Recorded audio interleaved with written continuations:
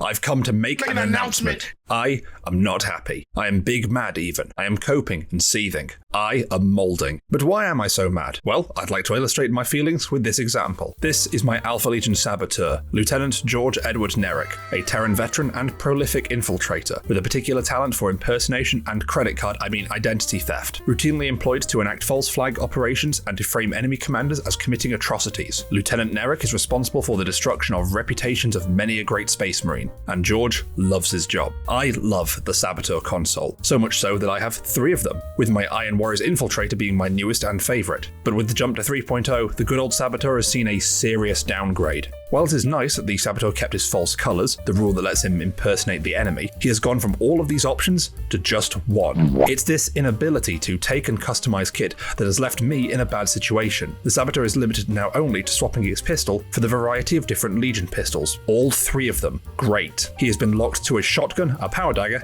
and his choice of pistol. What this means is that all 3 of my Saboteur models, which I had made so that I could appropriately disguise as the different factions that I most commonly played against, are now all invalidated.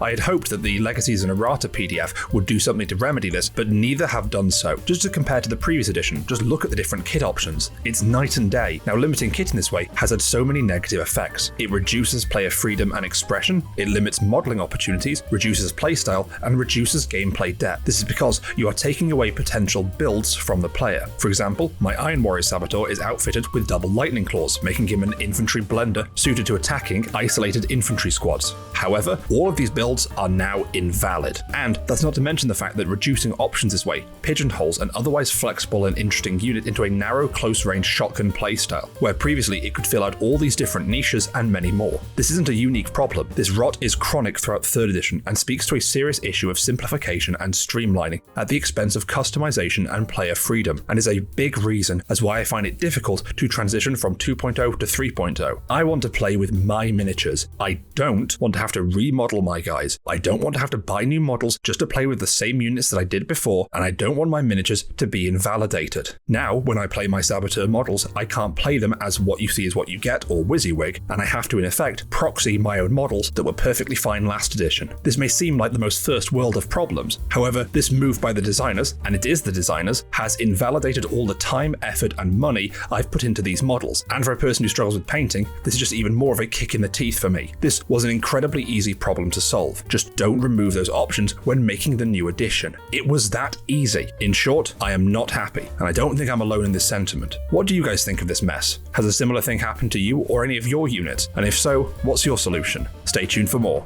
My name is Mechanid. Thanks for watching.